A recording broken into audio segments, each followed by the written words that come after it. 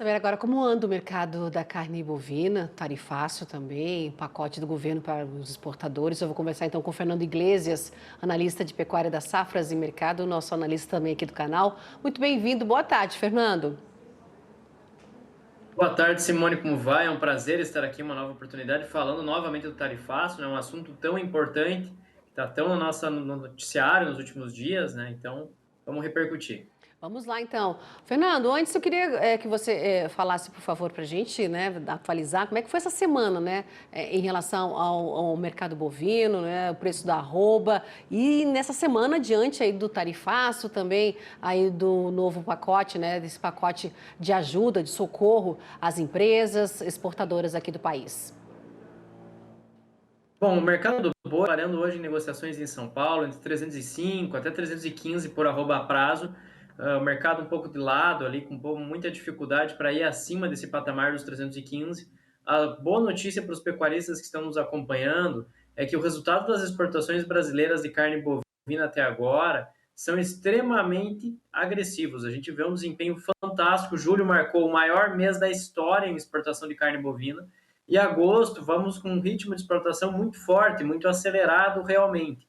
Hoje o Brasil ele é muito menos dependente dos Estados Unidos e consegue ter uma certa resiliência dentro do mercado. Nós temos que destacar aqui para o México, vendas ali para a própria China. A China comprou o maior volume da sua história de carne bovina do Brasil ali em julho de 2025.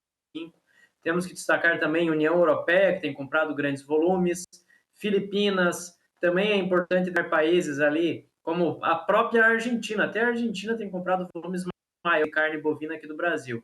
Então é muito interessante entender que o Brasil está conseguindo uma boa pulverização das suas vendas, uma boa distribuição. Hoje nós somos muito dependentes da China, ainda somos, mas de qualquer forma, essa dependência aí, ela vai sendo corrigida com a abertura de novos mercados. A gente vai conseguindo avançar. Para a ajuda do governo não se mostra muito efetiva para o setor de carne bovina, justamente por toda essa resiliência que eu estou descrevendo aqui. Pois é, né? A gente viu aí notas, não é, falando em relação ao setor de carnes, esse pacote de 30 bilhões de reais, falta detalhes ainda de quando ele vai estar disponível, as taxas de juros, limites aí, recursos e quais as empresas, mas nesse caso, no setor de carnes, a gente vê essa nuance aí em relação a esse pacote. Por isso que o setor tem buscado aí outros mercados, né? Você acabou de falar aí em relação às exportações, que elas estão bem positivas para esse mês de agosto, né? Podendo superar aí ou chegar no mesmo patamar de julho, né, ô Fernando? Exatamente. É importante nós mencionarmos aqui que essa ajuda que o governo está oferecendo para os setores prejudicados pelo tarifário, ela vai ser muito mais importante para esses setores que são mais vulneráveis à ausência dos Estados Unidos. A gente pode citar aqui o setor de frutas, que é bastante dependente das exportações para o mercado norte-americano. Podemos citar aqui também o setor de pescados, é outro setor que vai se beneficiar bastante dessa situação, desse ambiente. Então, para o setor carnes, que tem um leque de possibilidades maior, consegue acessar mercados mais interessantes do que o próprio Estados Unidos, então, de qualquer forma, isso não vai ser tão impactante. Agora, para esses setores mais vulneráveis, vai fazer toda a diferença no restante do ano, uma vez que os Estados Unidos aí respondiam por uma esmagadora parcela de suas compras. Fernando, o Brasil abrindo mercado para Filipinas, não é? A gente vê aí carne bovina com osso, miúdos. Fala para gente a importância desse mercado aqui para as nossas exportações. Bom, as Filipinas hoje já estão ali entre os principais compradores de carne bovina do Brasil, assim como tem comprado grandes quantidades de carne suína, carne de frango nessa temporada. Para vocês terem noção, de janeiro a julho, os filipinos já compraram em torno de 67 mil toneladas de carne bovina em equivalente carcaça, e isso sem considerar ali os cortes com osso, foram só cortes desossados que foram embarcados ali para as Filipinas. Então, o potencial de exportação para esse mercado, ele é muito bom, ele é muito grande. O Brasil tem plenas condições de atender com bastante efetividade o mercado filipino.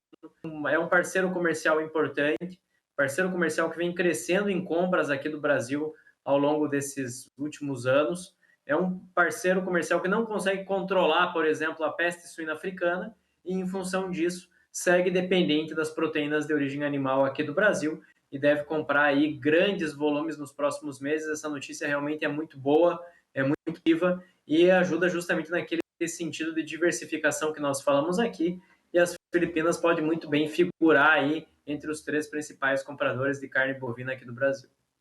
E, Fernando, para a gente já ir finalizando, em relação à arroba do boi que você trouxe aí, os valores, a gente vê agora o gado, não é? A oferta do gado diminuindo um pouco a partir agora de agosto.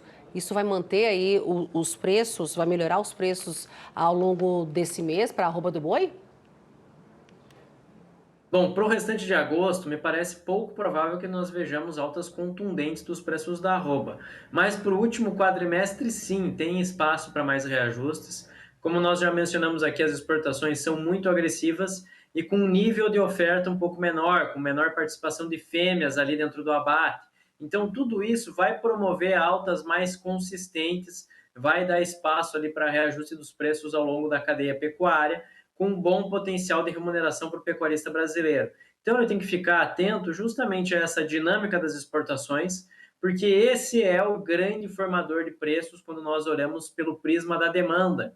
O mercado interno ele já não tem aquele potencial que ele tinha em anos anteriores, que era o grande formador de preços. Tanto que o que nós temos hoje na dinâmica de produção de carne aqui do Brasil é que 60% da produção brasileira de carne bovina fica aqui no mercado interno e já temos uma fatia aí de quase 40% da produção brasileira que é destinada à exportação.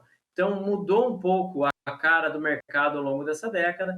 Aquelas exportações tão contundentes que nós vimos nos últimos anos promoveram mudanças significativas na atividade pecuária e são um vetor muito importante da formação de preços. Mas só para concluir aqui, sim, nós veremos preços melhores para arroba ainda nessa temporada, tem um bom potencial para reajustes e tudo isso centrado nessas exportações. Fernando Iglesias, analista de pecuária das safras e mercados, nosso analista também aqui do canal. Muito obrigada por essa análise aqui, fechando a semana, não é? Ô, Fernando, já te desejo um excelente final de semana e até a próxima, né? Até semana que vem para a gente voltar a falar aí do mercado do boi e de outras proteínas, viu? Bom, um excelente final de semana para toda a nossa audiência. Um grande abraço para você também, Simone, até sexta que vem. Até lá, tchau, tchau.